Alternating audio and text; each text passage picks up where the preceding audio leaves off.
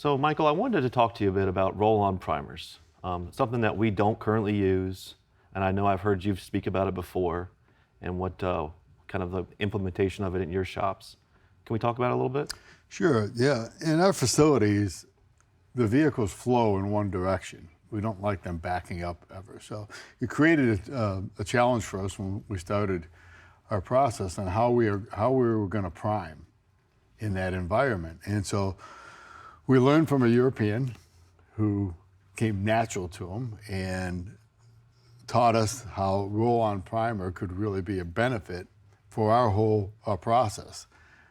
First and foremost, health benefits for the technician, not breathing that airborne product, but also being able to prime where we want to prime at the time we want to prime, cutting down on masking, certainly eliminating overspray. And it really came down to learning the technique and a counterintuitive process of applying it. When we first started, we had a lot of frustrated technicians, and what we were doing is we were getting a tray and putting material in the tray, and we were saturating a roller and then trying to really roll on the primer and creating curbs around the roller and edges, and by the time we blocked those out, we were broken through.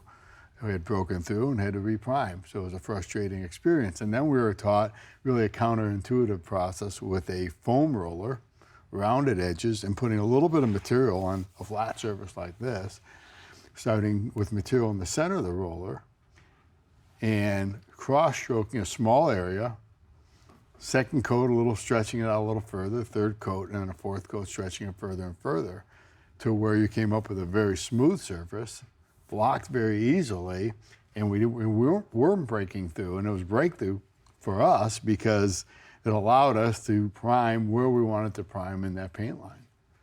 That's like, so like, I always heard that it's for smaller repairs, not for larger repairs, and that you got to be careful when you're doing it because it creates like the hard lines. But it sounds like the proper training really got you through all that. Yeah, the technique eliminates the hard lines. If you get a extremely large panel, the side of a van or something like that, there are situations where we're going through the booth twice. It's a rare occasion.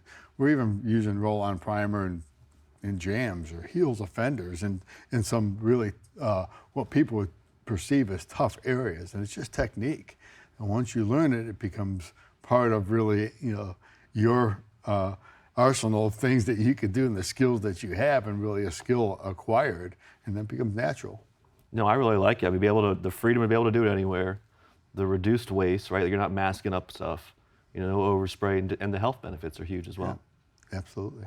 If you found today's tip helpful, please hit the thumbs up, subscribe to the channel, and share the video. Comment below for any future suggestions. These videos are made possible by SCRS.